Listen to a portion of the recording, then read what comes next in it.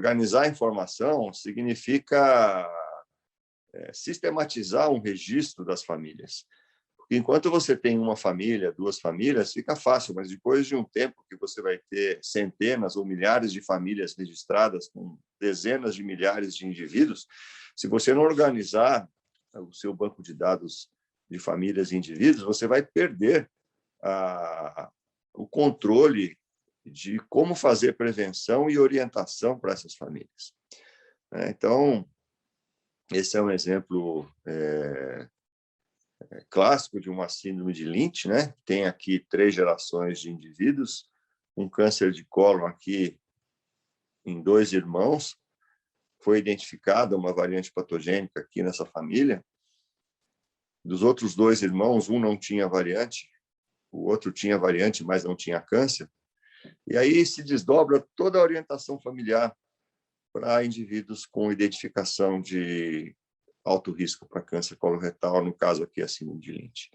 A gente tem que pensar nos filhos, a gente tem que pensar que esse casal aqui não tem o risco de passar para sua filhinha aqui, e esse casal, se quiser ter um filho, a gente tem como orientar o planejamento familiar desse indivíduo. Então, é muito importante identificar uma família do ponto de vista clínico, do ponto de vista de prevenção, e isso ocorre com o diagnóstico molecular, que hoje está acessível a todos nós. Você vê, essa família aqui teve a identificação feita lá há 20 anos atrás. Então, nessa época, era muito mais complexo a gente fazer isso. Hoje os testes estão muito mais acessíveis e muito mais fácil de você fazer isso. E, claro, além de fazer o diagnóstico clínico, o diagnóstico molecular, identificar esses indivíduos no nosso ambulatório, a gente tem que conhecer um pouquinho das principais síndromes de câncer coloretal hereditário. E a maneira de você fazer isso é a disseminação do conhecimento. A gente tem que ter em mente, com o uso das tecnologias, que é isso que a gente está fazendo hoje aqui, né? É isso que a gente faz no nosso grupo de estudos, nas reuniões das sextas-feiras. É tentar fazer compartilhamento de informações entre indivíduos, especialistas ou não, para que a gente desenvolva e dissemine o conhecimento de qualidade num tempo de tecnologias maravilhosas, né, como essa que a gente está usando hoje aqui, e tomar cuidado aí com as fake news, né, porque tem muita coisa ruim na internet. Então, disseminar informação de qualidade é sempre um desafio muito grande.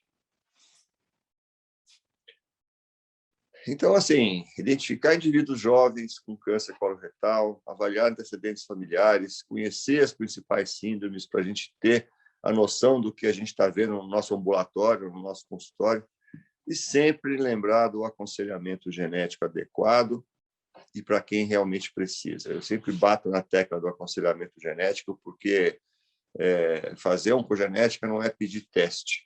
Essa é uma coisa que a gente tem que tomar muito cuidado também, né? Fazer oncogenética não é fazer exame de laboratório para ver o DNA. Oncogenética é muito mais que isso. O teste é apenas uma ferramenta para a gente fazer oncogenética de qualidade. Então, o aconselhamento é a parte mais importante dessa história. Na minha opinião, é mais importante que o próprio teste, porque não adianta você ter o teste e não saber interpretá-lo e usar de maneira adequada para a família que você está estudando. Quando você fala em câncer, não só câncer coloretal, como está nesse slide aqui, todos os cânceres aparecem de alterações genéticas, a gente sabe disso, né? Ou são somáticas ou são germinativas.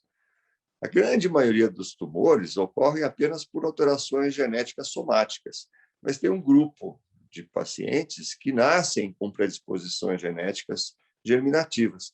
É um grupo pequeno, varia de 5% a 10%, e tem sempre aquele grupo intermediário que você não sabe direito se está aqui do lado de cá ou está do lado de cá, né? Mas a gente sabe que tem agregações familiares de câncer que a gente não identifica variações germinativas. Mas o mais importante desse slide é que indivíduos com alterações germinativas vivem no mesmo mundo que esse indivíduo aqui. Então, ele também está sujeito às intempéries ambientais. No caso de câncer coloretal, principalmente a dieta. Então, intervenções ambientais para tirar fatores de risco de indivíduos que têm alterações germinativas é muito importante e é papel do oncologista, do oncogenicista, tá? Então, a interação gene-ambiental é uma das coisas que mais se fala hoje, as modificações ambientais de alterações germinativas. E aqui é um resuminho da aula que eu vou falar hoje. Nós vamos falar um pouquinho das poliposes e das não poliposes, né? Os cânceres coloretais que têm polipose e o que não tem polipose. Não confundir polipose com pólipo, né? Porque indivíduos podem ter 1, 2, 3, 4 pólipos, mas isso não é uma polipose. Dentro do grupo de polipose, nós vamos falar das adenomatosas, principalmente a FAP e a MAP. Agora tem a PAP também. Das amartomatosas, nós vamos falar das principais também. E das não poliposes é principalmente a síndrome de Lynch, que é o que nós vamos começar apresentando para vocês. Aqui no Brasil, a gente não tem dados sobre síndrome de Lynch, porque não tem registro no Ministério, no SUS. Todos nós sabemos como funciona. Mas se a gente fizer uma conta rápida com os dados do INCA, e a gente deve ter aí 35 mil casos de câncer coloretal, 40 mil casos por ano, se a gente pegar 3% de síndrome de Lynch, vai dar mais ou menos 1.000, 1.100 casos de síndrome de Lynch por ano. Mas aí a gente não está falando de maneira assertiva. Por quê? Porque síndrome de Lynch não é só câncer de cólon, tem câncer de endométrio, tem outros tumores, como nós vamos ver mais para frente. Então, assim, é difícil calcular qual é a incidência, a prevalência de síndrome de Lynch numa população. De qualquer maneira, não é desprezível. A síndrome de Lynch é uma síndrome comum. Nós vamos ver uns números mais nos próximos slides aí que a gente vai entender isso. A síndrome de Lynch é autossômica dominante, ou seja, tem 50% de risco de transmissão de geração por geração e tem uma penetrância variável. Pode chegar até 70%, dependendo do gene de reparo do DNA que está acometido. Nós temos 2 genes principais, que é o MLH1 e MSH2, isso representa mais ou menos 2/3 das causas genéticas da síndrome de Lynch. E esse é um trabalho muito interessante, feito por um epidemiologista australiano, que é o Mark Jenkins. Ele esteve no Brasil no congresso do Insight, lá no CIRO, em 2015. Ele apresentou esse trabalho aqui. E esse slide, apesar de ter muito número aqui, eu só queria que vocês focassem aqui na última linha. Veja, ele coloca que na Austrália, 1 em 280 pessoas da população geral tem síndrome de Lynch. Ou seja, nós não estamos falando de coisa rara, nós estamos falando de coisa muito comum. Isso dá mais ou menos 0,3% da população com síndrome de Lynch. Então, nós temos que prestar muita atenção no nosso ambulatório, eu falo isso sempre para os residentes, para não deixar passar alguma família com suspeita, pelo menos, de síndrome de Lynch. Esses genes que eu coloquei nesse último slide, que são os 4 principais aqui responsáveis pela síndrome de Lynch, eles não trabalham sozinhos, eles produzem proteínas. Essas proteínas trabalham em dímeros, né, como estão mostrados aqui. Os 2 principais dímeros eram o multi-S-alfa e o multi-L-alfa, que é a proteína do MSH2 com o MSH6 e o MLH1 com o PMS2. Esses heterodímeros, eles trabalham de maneira complexa. A gente não conhece ainda todo o sistema de reparo de mismatch, como ele funciona. Mas ele é muito complexo. Vocês vejam que os dímeros, eles trabalham em duplas de dímeros e fazem funções cruzadas para arrumar as inserções, as pequenas deleções, as mutações pontuais. Então, assim, é uma atuação em conjunto que, às vezes, a gente tem uma família e tem um resultado da imunistoquímica que não bate muito bem com o resultado do sequenciamento, então a gente tem que levar em conta isso aqui, tá? E esse é um sistema de reparo que é muito conservado entre as espécies. Ele foi descoberto no Saccharomyces, né? Então, quando a gente come pão, toma cerveja, a gente está... no alimento tem o mesmo sistema de reparo no fungo lá que criou a fermentação. Então, vejam a importância disso na evolução das espécies, né? Isso aqui é um sistema altamente conservado na evolução das espécies, portanto, ele é fundamental para a manutenção da vida. Quando a gente fala de síndrome de Lynch e rastreamento, a gente sempre fala, mas eu não tenho teste molecular. Mas você tem as variáveis clínicas, que são muito, muito importantes, né? Variáveis clínicas, elas são fundamentais, que o que você tem que perguntar na anamnese. A anamnese não custa nada, basta você ter 2 minutinhos lá para desenhar um heredograma. E isso é muito importante, vejam. Isso aqui são dados clínicos, critérios de Amsterdã. Vejam, pacientes que preenchem critérios de Amsterdã têm um risco de ter câncer coloretal durante a vida de quase 60%. E as mulheres, o risco de câncer de endométrio de quase 50%. Aqui nós não estamos falando de teste molecular, nós estamos falando de critério clínico. Tá? Quando a gente sobrepõe isso nos critérios moleculares, olha que interessante, as curvas são quase iguais. Veja que a gente tem aqui quase 60% de risco de câncer por MLH1 e MSH2, aqui não é critério clínico, aqui é diagnóstico molecular. E 35% mais ou menos de endométrio para a mulher. Então, o critério clínico, ele tem uma importância muito, muito grande, ainda mais num país como o nosso. Eu não estou dizendo que não é para fazer teste molecular. O teste molecular já devia estar no SUS há muito tempo para essas síndromes mais comuns. Mas a gente não pode esquecer do critério clínico. Esse foi o primeiro registro de câncer coloretal hereditário do Brasil, que está fazendo 30 anos agora, o ano que vem, lá do Hospital AC Camargo. A gente tinha lá um registro de mais ou menos 259 famílias de síndrome de Lynch, e dali saíram alguns trabalhos, apenas com dados clínicos. Vejam, esse aqui é um trabalho de dado clínico, com dados clínicos do nosso registro do AC Camargo, de 60 famílias com critérios de Amsterdã. Essas famílias tinham mais de 2.000 indivíduos. A gente separou aqui em homens e mulheres para ver os tumores mais comuns extracólicos. E foi um trabalho que a gente publicou em 2010, e foi interessante porque a gente colocou que não era só câncer de cólon, endométrio, pelve renal, intestino delgado, que são os clássicos da síndrome de Lynch, que faziam parte do espectro dessas famílias. Vejam, tinha câncer de estômago, câncer de próstata. E interessante que esse trabalho aqui foi o primeiro a correlacionar câncer de mama com síndrome de Lynch, porque câncer de mama aqui foi o câncer mais comum nas mulheres das famílias com critérios clínicos para a síndrome de Lynch.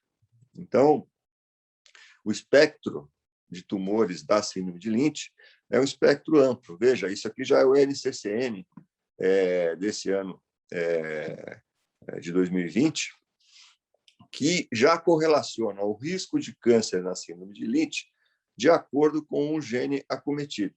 Então, vejam, quando a gente fala síndrome de Lynch, a gente tem que falar não só em síndrome de Lynch, mas síndrome de Lynch relacionada ao gene A, ao gene B, ao gene C, ao gene D.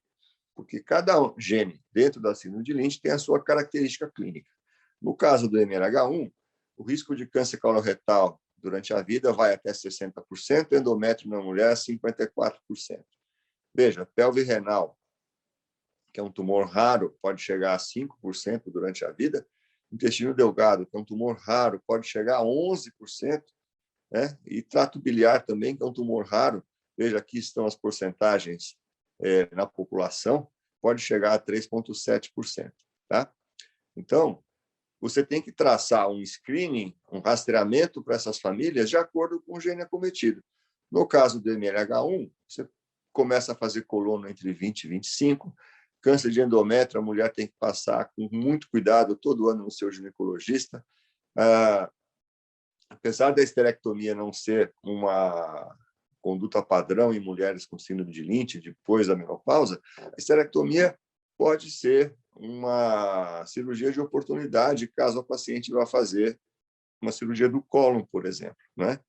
Câncer de ovário também está demonstrado na literatura que diminui a incidência de câncer. Fazer a salpingoforectomia redutora de risco pode salvar essas mulheres de ter um câncer de ovário, e principalmente depois da idade reprodutiva. Então, todos nós que tratamos câncer de ovário sabemos aí o que significa uma mulher ter um câncer de ovários, geralmente é diagnosticado no estágio 3C. Para câncer urotelial, gástrico, pancreático, não existe nada padronizado, mas a gente tem que ter sempre em mente que esses pacientes têm um alto risco de ter esses tumores com variantes patogênicas no MLH1. E câncer de próstata, mama e cérebro, não existe rastreamento específico para pacientes com mutações no MLH1. E no MSH2? Vejam que o risco de endométrio aqui no MSH2 aumenta um pouquinho, câncer coloretal cai um pouquinho, mas nada muito significativo. E vejam o risco de câncer de ovário, pessoal, chega a 38%, é quase igual ao BRCA. Então, nós não podemos desprezar esse risco para as mulheres, principalmente pós-menopausadas, tá? E mantém-se o risco aqui de pelve renal, intestino delgado, inclusive sistema nervoso central. Então, o rastreamento para pacientes com mutações do MSH2 é muito parecida com o rastreamento de pacientes com variantes patogênicas do MLH1. Eu não vou repetir aqui as considerações, isso está disponível nos guidelines do NCCN, mas é muito importante lembrar do alto risco para outros tumores, além do endométrio e do câncer coloretal, como, por exemplo, o câncer de ovário na mulher. Tá? Não existe screening, rastreamento específico para mama, a gente coloca as mulheres no mesmo rastreamento populacional para a síndrome de Lynch. Já o MSH6, começa a cair a incidência de câncer coloretal e endométrio, cai muito a de ovário, mas se mantém um pouquinho ainda acima pelve renal e ureter. O que o NCCN fala? Você não precisa começar a fazer coluna entre 20 e 25, você pode começar a fazer a coluna entre 30 e 35, né? Anos de idade. E, dependendo dos casos da família, você pode fazer 2 a 5 anos antes do caso mais jovem da família. Endométrio é a mesma coisa, a mulher tem que ter muito cuidado no seu rastreamento anual, no seu ginecologista. E câncer de ovário não existe uma padronização nem indicação de redução de risco cirúrgico, porque aqui começa a cair a incidência de câncer de ovário. O mesmo para urotelial, gástrico e pancreático, e o mesmo para próstata, mama e cérebro. Quando a gente vai para o último gene, dos 4, que é o PMS2, vejam que a incidência cai para metade aqui dos principais genes, tá? E os outros tumores também. Então, o rastreamento ele também se afrouxa. Ele não precisa ser um rastreamento tão restritivo como nos outros genes. Pode-se começar a fazer a colonoscopia um pouquinho mais tarde, mas a mulher continua ainda passando no seu ginecologista com muito cuidado anualmente, como toda mulher da população deve fazer. Não existe indicação de rastreamento específico para os outros tumores relacionados à síndrome, como nos outros genes. E esse é um trabalho muito interessante, feito por uma ex-aluna minha de doutorado, que agora está trabalhando na Noruega, nesse grupo aqui, que é o Prospective Lynch Syndrome Database. É um banco de dados enorme que eles estão montando. E vejam que interessante, esses dados aqui serviram para o NCCN mudar a conduta dele. Olha a importância de você organizar banco de dados. Com base neste paper, o NCCN mudou as condutas para rastreamento individualizado para cada gene. E vejam aqui, a incidência de qualquer câncer no MLH1, no MSH2, aqui é câncer coloretal no MLH1, no MSH2. Vejam aqui no PMS2 a incidência de câncer coloretal, aqui em linha vermelha, como é baixinha. Então, o rastreamento aqui para câncer coloretal não pode ser igual aqui. Você pode fazer um rastreamento mais frouxo. Então, a ideia hoje de síndrome de Lynch não é falar de síndrome de Lynch, é falar qual gene que está acometido e qual o fenótipo da família, porque você vai planejar o acompanhamento dessa família de acordo com o fenótipo individualizado e a alteração molecular. Como é que você faz os testes para rastrear a síndrome de Lynch? Eu sou fã da imunistoquímica. A imunistoquímica é um exame barato, não requer biologia molecular. Qualquer laboratório de patologia hoje tem condições de fazer imunistoquímica. E a gente tem a imunistoquímica já um painel com as 4 proteínas de reparo. Então, é muito importante você usar a imunistoquímica como rastreamento para você partir depois para o sequenciamento quando o indivíduo tem câncer de endométrio ou câncer coloretal. Tá? A imunistoquímica, ela olha também o heterodímero, então isso é muito importante, que quando você tem a imunistoquímica negativa para MLH1 e PMS2, a proteína que está faltando é o MLH1, que é a proteína protagonista. No multi-S-alfa, no heterodímero, quando você tem a perda do MSH2 e MSH6, o MSH2 que é o protagonista. Então, não quer dizer que você não tenha a proteína MSH6, é que a proteína MSH6 vai por tabela junto com a MSH2 e não marca na imunistoquímica. Já o MSH6 e o PMS2, isoladamente negativos, é o que a gente encontra mais comum. Então, quando você encontra uma imunistoquímica que está fora dessa tabela aqui, por exemplo, perda de MLH1 e MSH2 no mesmo imunistoquímica, reveja a imunistoquímica, porque a chance de estar errado é grande. Ou você ter associações quaisquer que não sejam as que estão negativas aqui nessa tabela. Reveja a imunistoquímica. Tá? E o valor da imunistoquímica ela é muito grande, é praticamente igual à da instabilidade de microsatélites, porque a estabilidade de microsatélites, existe um painel com 5 marcadores, que é o proposto por Bethesda em 2004, e a gente sabe hoje que a acurácia da imunistoquímica é muito próxima. Então, o exame de estabilidade de microsatélites é importante, mas é mais caro, requer biologia molecular, coisa que a imunistoquímica prescinde. Essa foi a primeira família de Lynch que nós identificamos no Brasil, foi em 1998, uma família enorme, tinha mais de 200 pessoas na família, mas eu trouxe aqui só para exemplificar um casamento consanguíneo.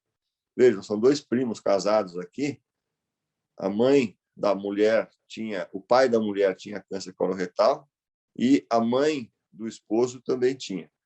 Então, a gente testou aqui essa senhora aqui, que está com a setinha, que é o caso índice, e nós achamos uma variante patogênica, né, em MSH2, tá?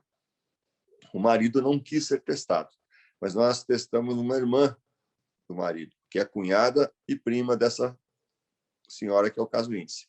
E essa senhora aqui veio positiva para a variante. Então, o marido tinha 50% de chance de ter a mesma variante aqui, e da esposa, e eles tinham 3 filhos. Mas como o marido não quis testar, nós testamos os filhos. Nessa época, os testes eram muito, muito precários. A gente perdia muito teste, era só em nível de pesquisa, não existia comercialmente os testes, porque o gene MSH2 foi descrito em 1994. Então, os estudos nessa família foram feitos durante o ano de 96, 97, lá no Instituto Ludwig, na Camargo. O fato é que essa menina aqui morreu de câncer de cérebro aos 18 anos. E a gente colheu o DNA dela para fazer o estudo, para ver se ela era bialélica, né? E nós não conseguimos êxito nesse exame de DNA. Eu falo isso porque hoje a gente sabe que tem uma síndrome recessiva de dupla perda de gene de reparo do DNA, que faz um fenótipo completamente e muito mais agressivo, completamente diferente e muito mais agressivo do que a síndrome de Lynch clássica. E entre os tumores desse fenótipo está os tumores do sistema nervoso central. Então, provavelmente, a gente teria descrito aqui essa síndrome recessiva em 99, foi publicado isso aqui, na Human Mutation, e essa síndrome foi descrita só em 2013. 2013, veja a importância de você ter banco de dados organizado, né? A pena aqui que a gente não teria condições técnicas ainda para não ter perdido o DNA dessa paciente. Os estudos foram seguindo no nosso grupo, e esse aqui foi a primeira série brasileira publicada. Nós publicamos 25 famílias com suspeita de síndrome de Lynch e encontramos 10 indivíduos com variantes patogênicas, com uma positividade de 40%, e nessa época, 7 dessas 10 variantes não tinham sido descritas ainda na literatura, eram variantes não descritas.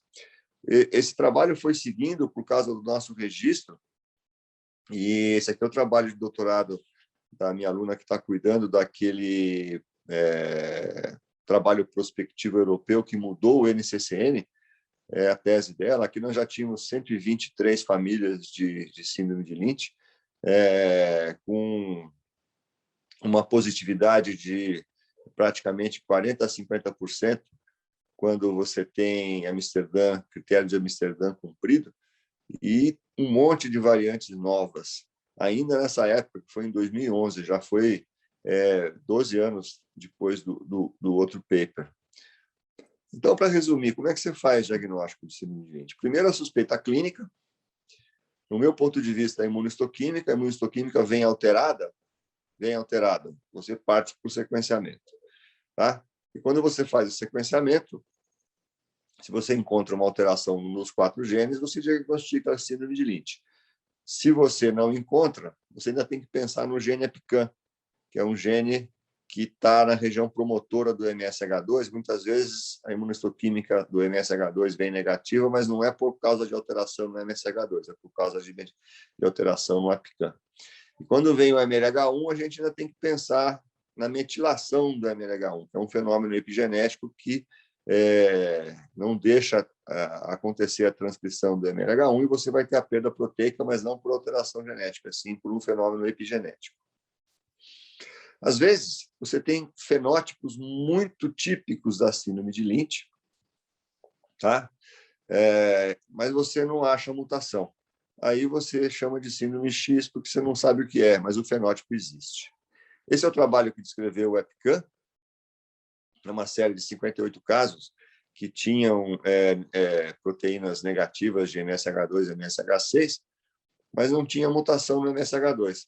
Aí foram descobrir que na região promotora do MSH2 tinha um outro gene que não deixava o MSH2 acontecer. Muito bem. E colonoscopia? Vale a pena fazer colonoscopia para paciente com síndrome de Lynch?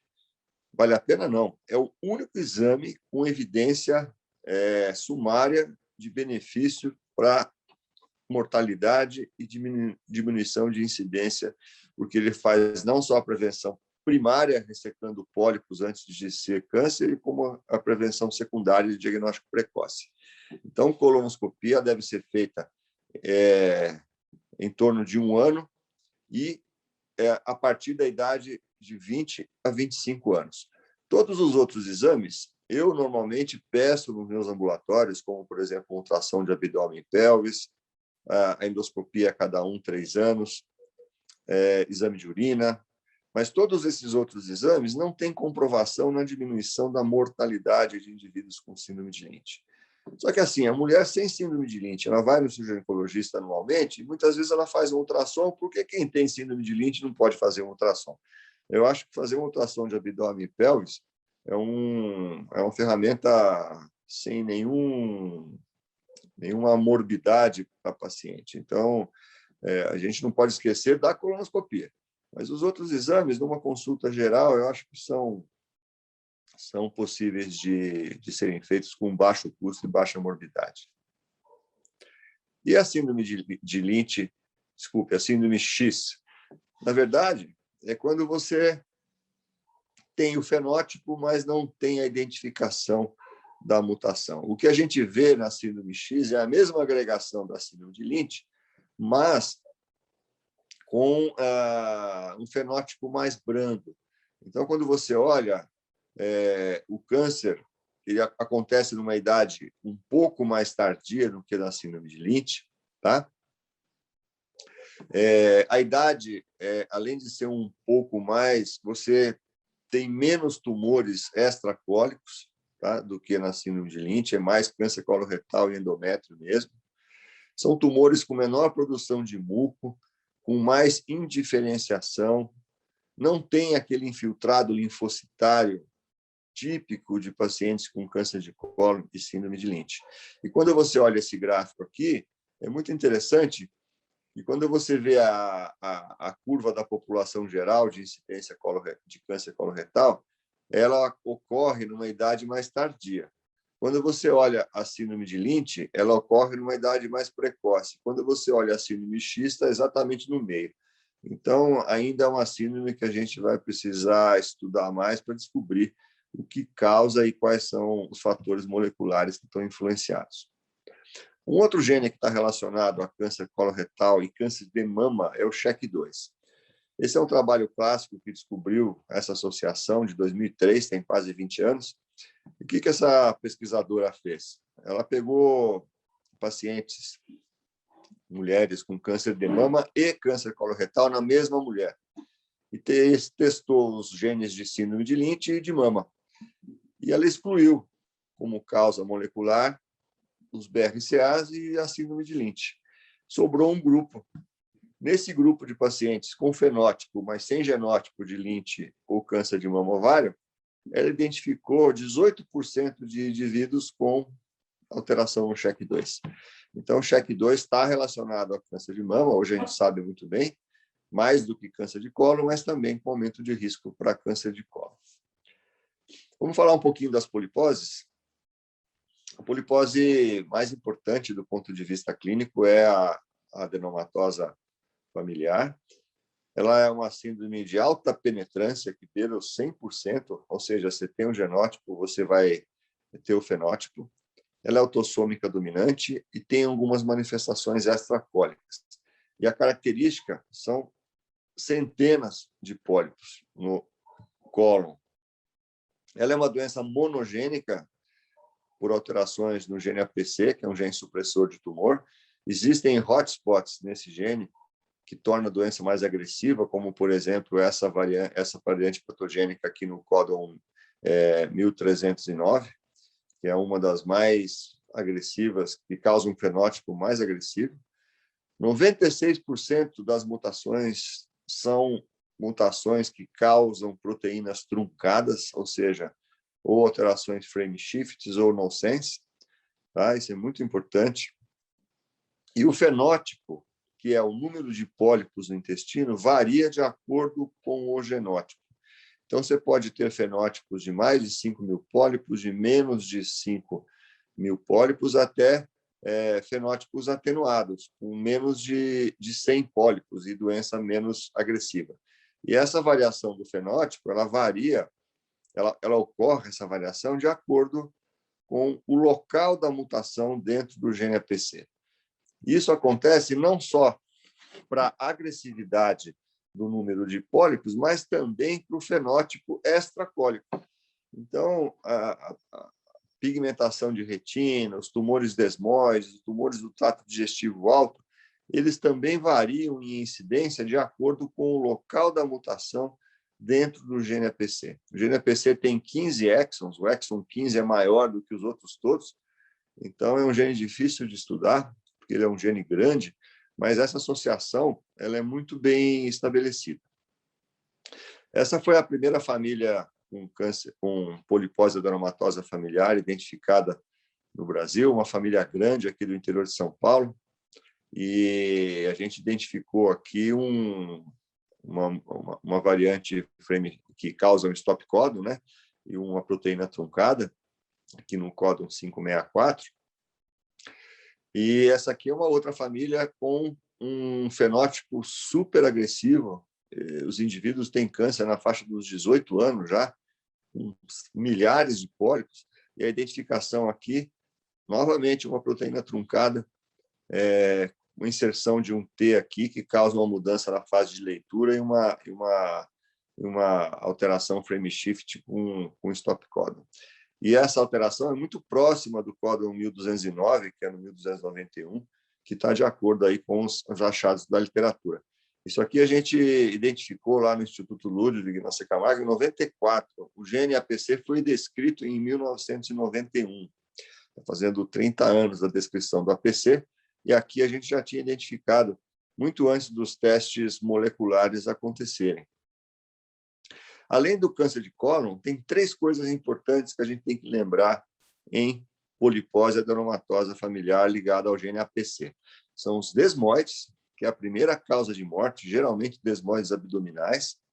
Em segundo, os tumores do duodeno e trato proximal, que são agressivos, de difícil manejo. Existe uma classificação de Spiegelman que leva em conta o número, o tamanho, a histologia, a displasia desses pólipos duodenais, Isso dá um score, e de acordo com esse score, você faz o planejamento do seu follow-up. Quanto menor o score, mais frouxo é o follow-up. Quanto maior o score, você pode chegar até a indicação de cirurgia. Então, é uma maneira objetiva de você planejar o tratamento desses indivíduos com lesões no trato alto. Com relação à cirurgia do cólon, nós temos duas opções. Bom, primeiro, como a penetrância é completa, esses indivíduos com FAP têm que ser operados em algum momento. O momento de decisão para a cirurgia a decisão deve ser tomada com base no risco de câncer. Quando o risco de câncer de cólon está aumentando, você indica a cirurgia. A pergunta é, você deixa o reto ou tira o reto? Vai depender do risco de câncer de reto. Se o indivíduo tem mais de 20 pólipos no reto ou tem mutações no gene APC de alta agressividade, a gente sim. A resposta é, tire o reto. Se não, você pode deixar o reto e fazer uma ilio-reto-anastomose. Indivíduos como esses aqui, dessas peças cirúrgicas, não dá para preservar o reto. Vejam aqui, esse indivíduo aqui já tem 2 tumores, um no reto médio e um no reto alto. Não tem como preservar o reto. Esse aqui não tem esses tumores, mas tem milhares de pólipos aqui no reto. Você não pode fazer uma secção aqui e deixar um reto desse. Agora, se o indivíduo tem até 20 pólipos aqui no reto, você consegue tirar com a colonoscopia e fica limpo o reto, você pode pensar em preservar o reto desse indivíduo. Uma outra polipose é a polipose relacionada ao gene MUT-YH. Essa não é uma polipose autossômica dominante, mas ela é recessiva, ela precisa da perda dos 2 alelos para o fenótipo acontecer. Ela é sempre um diagnóstico diferencial com a polipose ligada ao gene APC, quando ela é atenuada. Então, é muito difícil você separar a polipose atenuada ligada ao APC à polipose recessiva do MUT-YH em termos clínicos. Então, você precisa do teste molecular. O risco de câncer de cólon ele dobra quando o indivíduo é monoalélico para o MUT-YH e chega a 80% quando ele é bialélico, porque tem a polipose associada. Tá? Esse é um trabalho em inglês que estudou centenas de pacientes com polipose, com fenótipo de polipose, e fez o teste genético. Vejam, desculpa, fez o teste genético. Quando você faz o teste genético, você encontra o gene APC como o mais importante. Então, se você pegar aqui de 384 pacientes, 335 tinham mutação no gene APC, mas 49 não tinham, ou seja, uns 15%. Desses 15%, 1/3 era no MUT-YH. E 2/3 desses 49 ainda sem diagnóstico. Tá? Então, assim, a grande maioria é APC. Dos que não têm APC, 1/3 é MUT-YH e 2/3 são outros genes. Nós vamos falar em seguida aí de alguns deles. Tá? Como é que você faz rastreamento de polipose relacionada ao MUT-YH? Colonoscopias, começando aos 25 anos, com um intervalo de 1 a 2 anos. Tá? E, em algum momento, a cirurgia vai ser necessária. Esse é o mais importante. Esse é o trabalho de uma aluna minha de doutorado, que estudou MUT-YH. Ela descreveu aqui as primeiras famílias de MUT-YH no Brasil em 2010, 2011. Hoje ela está trabalhando lá com a Dirce no AC Camargo. E tem outros genes, como o POLY-POLD. São genes descritos mais recentemente, em 2013, 2014. São genes que causam fenótipos hipermutados, muita mutação, uma carga mutacional absurda nos tecidos, muito mais do que na síndrome de Lynch. Mas são genes que no começo a gente pensava que era relacionado mais à polipose intestinal, mas hoje a gente sabe que não é bem assim. Existem outras alterações também, como o câncer de endométrio, tumores cerebrais, e o fato é que esses genes que têm herança autossômica dominante causam tumores chamados aí na literatura de ultramutados, o que permite um planejamento de tratamentos personalizados.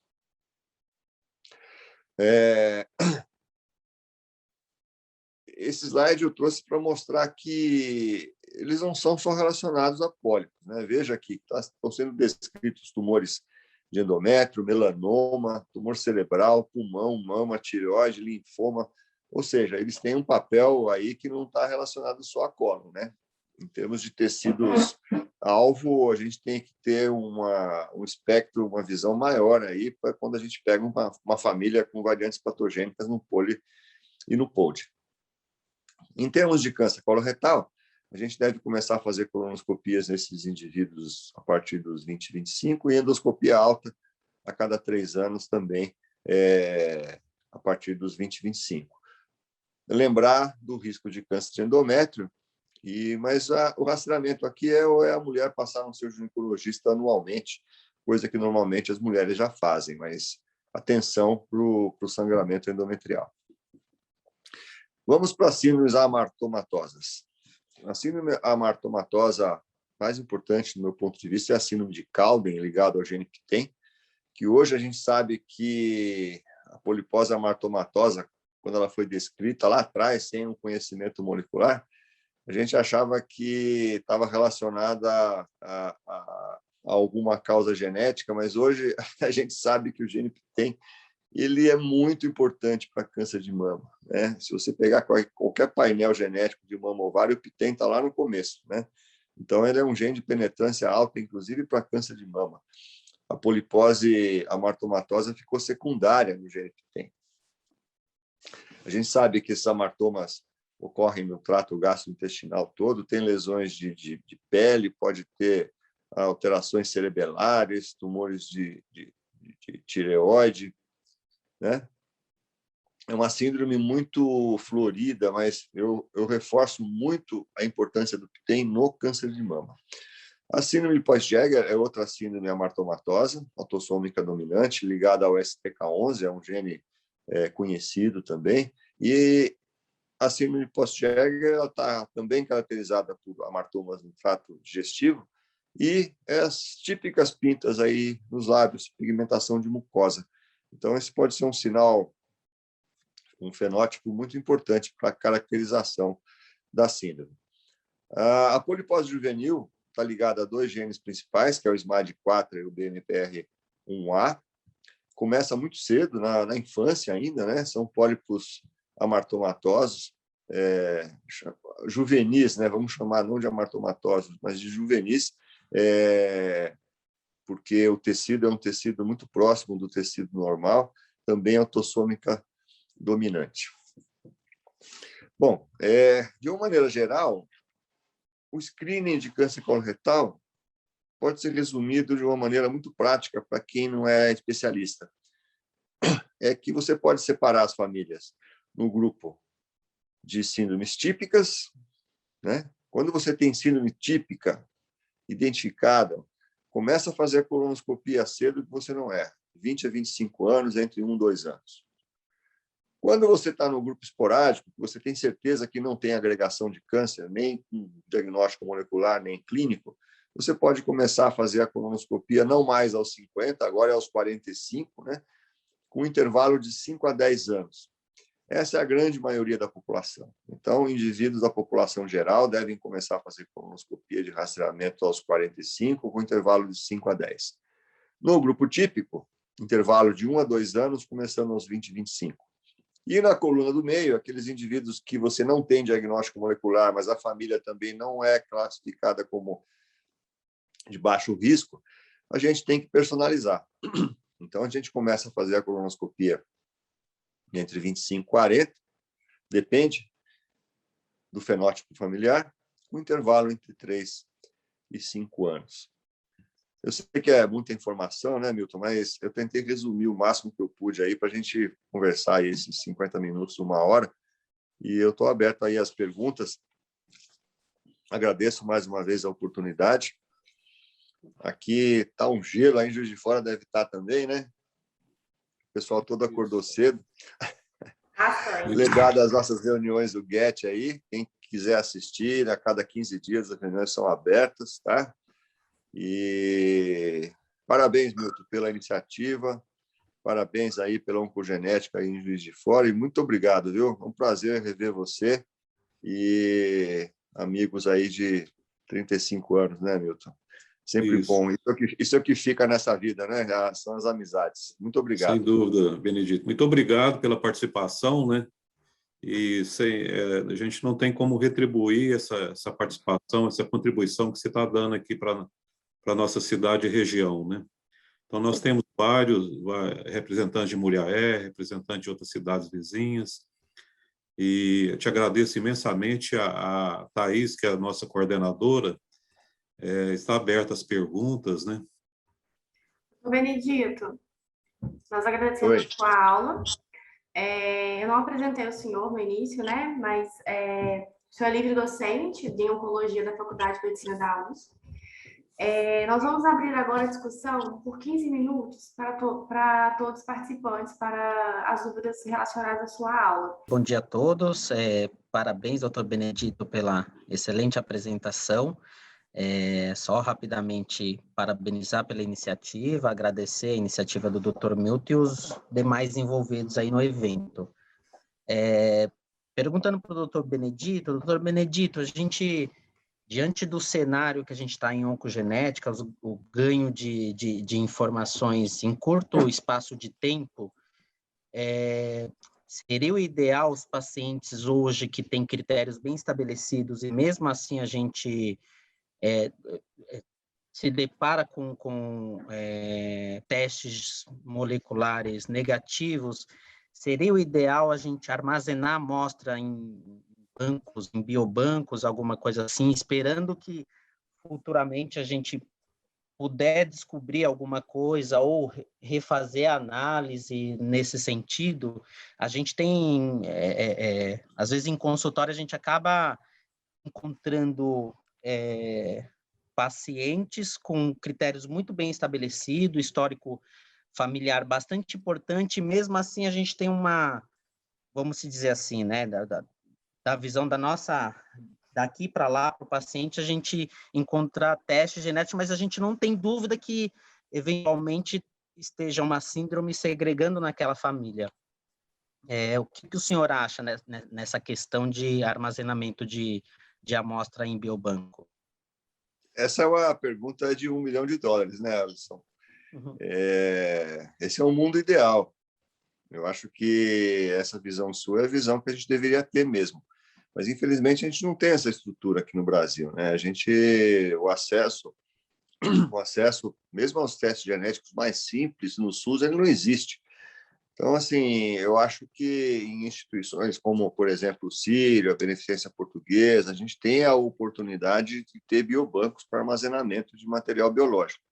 Esse seria o ideal, porque no momento que você tem novas descobertas genéticas, você já tem o DNA guardado para fazer o teste num grupo de pacientes que você já tem o dado clínico, epidemiológico, e aí você não precisa esperar o caso chegar para você estudá-lo. Você já tem o material guardado para fazer o teste. Foi exatamente o que a gente fez naquelas famílias de polipose que eu mostrei lá. Em 92, a gente fez o registro e armazenou as famílias.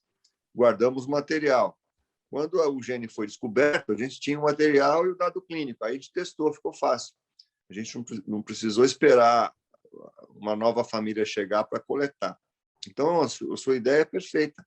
Agora, eu acho que uma outra coisa importante da sua pergunta são essas famílias com fenótipo típico e teste negativo, né? O que você faz?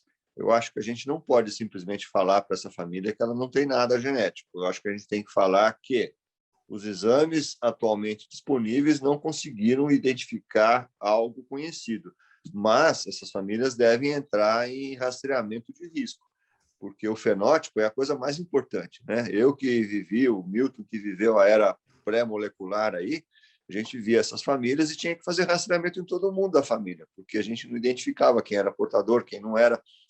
Então, famílias de fenótipo claro, sem teste positivo, elas devem ser seguidas como a gente fazia antes de ter o conhecimento dos genes. E é lógico, guardar material é sempre bom, mas infelizmente, né, Ellison, isso aí é uma coisa que pouca gente vai ter acesso para fazer. Doutor Perfeito, Benedito, obrigado pela resposta. temos mais uma Agradeço. pergunta. O Júnior está perguntando como funciona a pesquisa de instabilidade microsatélite. Primeiro, você tem que saber o que é a instabilidade de microsatélite. Uma vez me perguntaram se era quando o satélite que está girando em volta da Terra perde o rumo, né? Dá instabilidade de microsatélites. Eu falei, não, não é isso, né?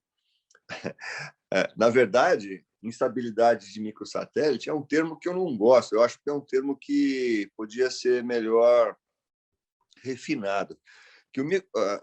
Nós temos no nosso DNA sequências repetitivas de bases. Elas podem ser mononucleotídicas, dinucleotídicas, trinucleotídicas. Então, assim, do ponto de vista prático, é um monte de A.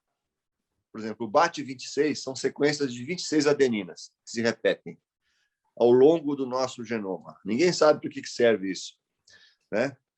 Outros são dinucleotídicos. AT, AT, AT, AT, AT, AT, AT, AT, AT, se repete. Isso aí é uma espécie de uma impressão digital que cada um de nós tem no nosso genoma. A gente não tem ideia da função disso, como a gente não tem ideia de um monte de outras coisas que tem no nosso genoma.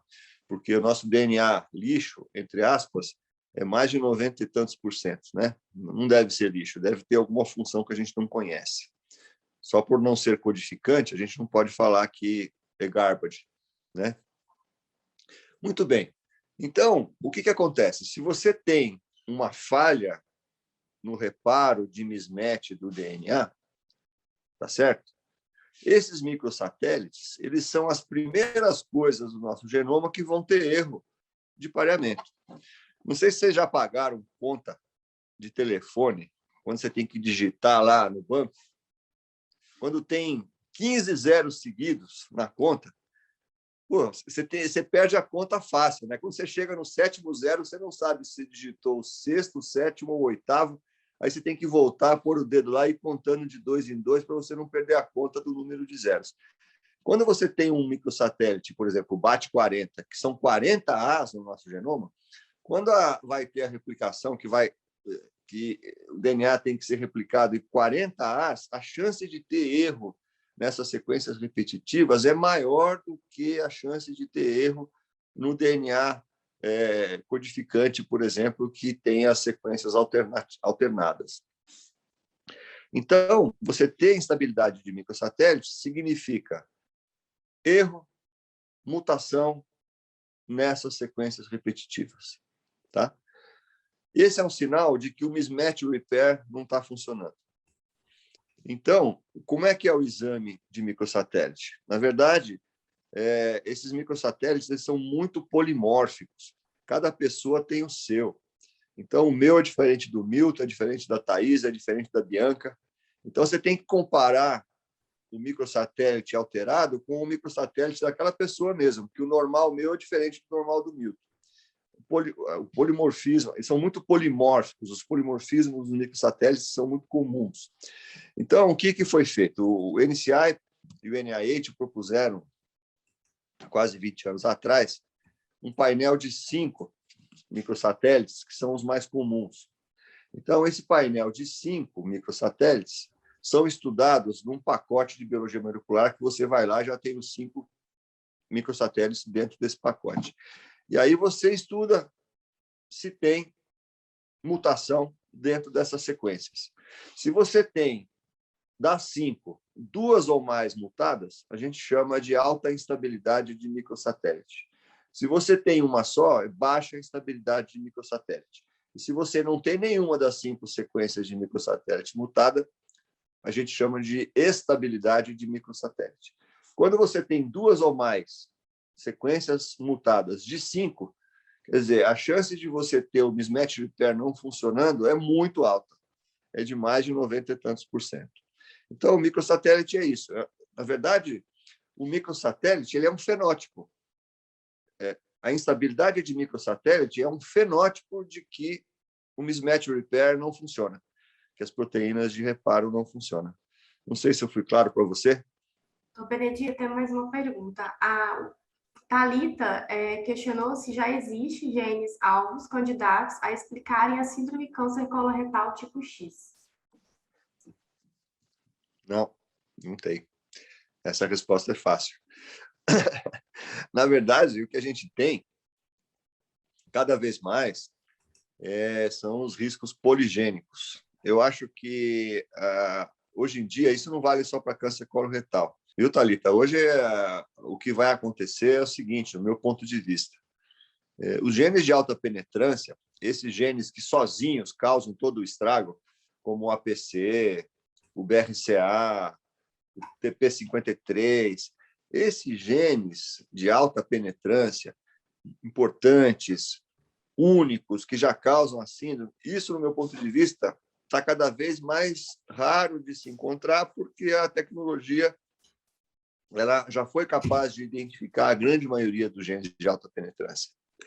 O que eu acho que vai acontecer daqui para frente são os riscos poligênicos. Ao invés de ter um gene de alta penetrância que tenha a capacidade de causar a doença, a gente vai ter um monte de genes de baixa penetrância que, em conjunto, no alinhamento das estrelas, vai causar a doença.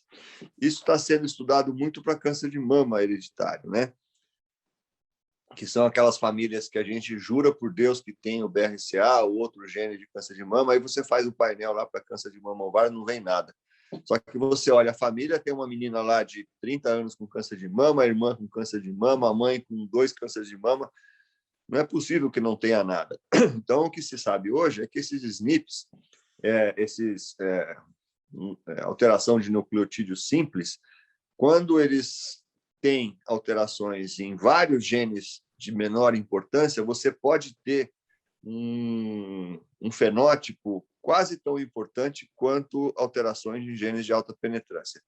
Tem um trabalho muito interessante que saiu no final do ano passado, de estudos de scores de genes de alterações poligênicas para câncer de mama. Tem algumas alterações poligênicas que causam o risco de câncer de mama quase igual às variantes menos importantes dos genes de alta penetrância. Então, para responder a sua pergunta, eu acho que não vai ter gene candidato único. Eu acho que o que vai acontecer daqui para frente é esse conjunto de genes menos importantes que, quando somados, vão causar o fenótipo.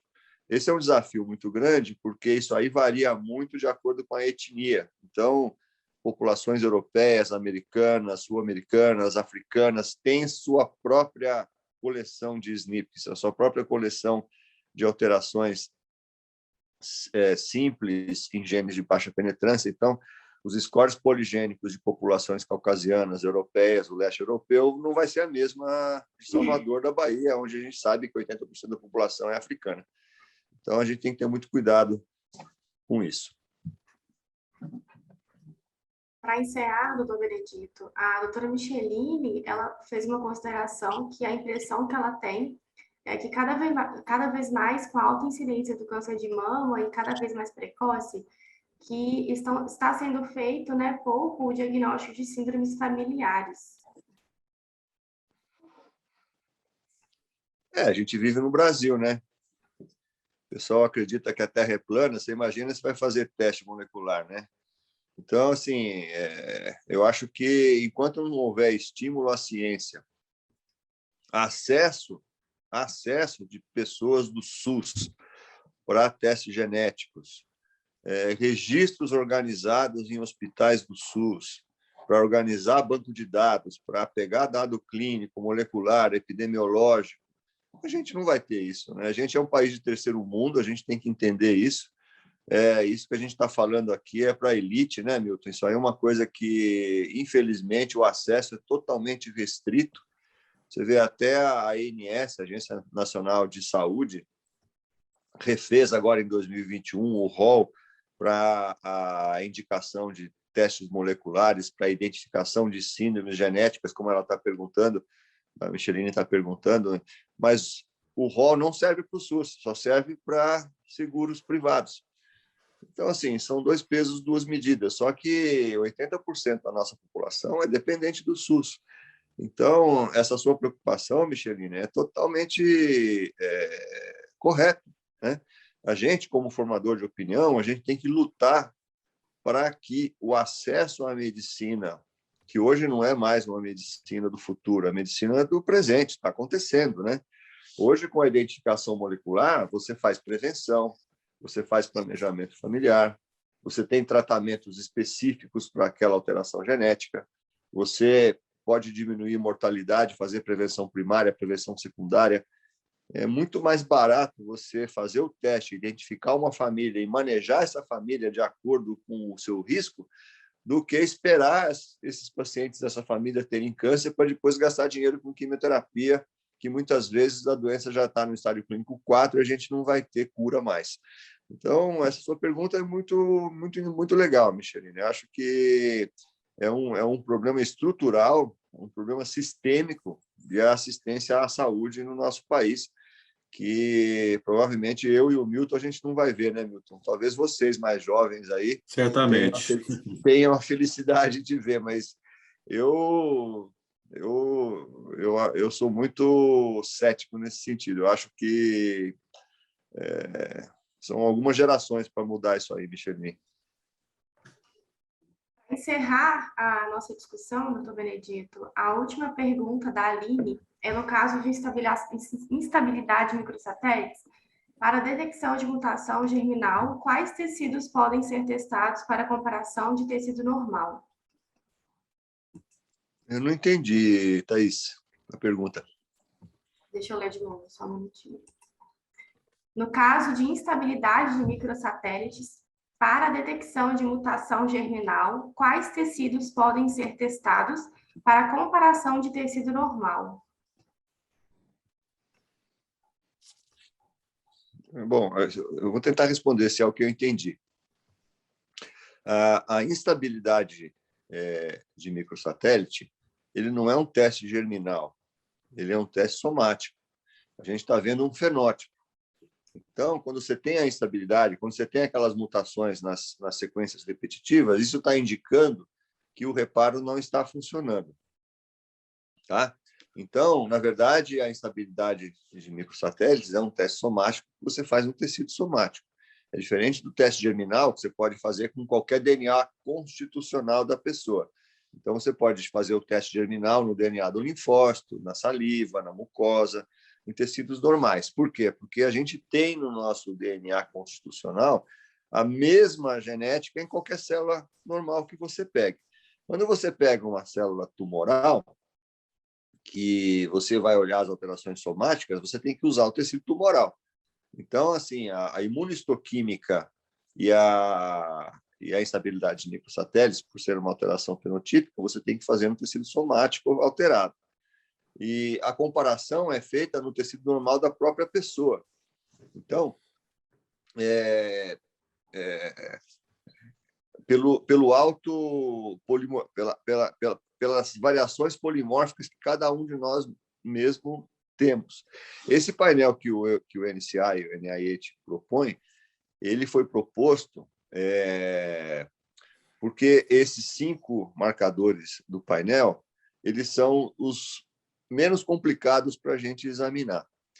Uma coisa que tem acontecido ultimamente, que todos vocês devem estar vendo, é que quando você pede esses exames somáticos, tipo Foundation One e outros mais que tem no mercado, lá vem presença ou não de instabilidade de microsatélites. Vocês já devem ter visto isso nesses exames de Foundation.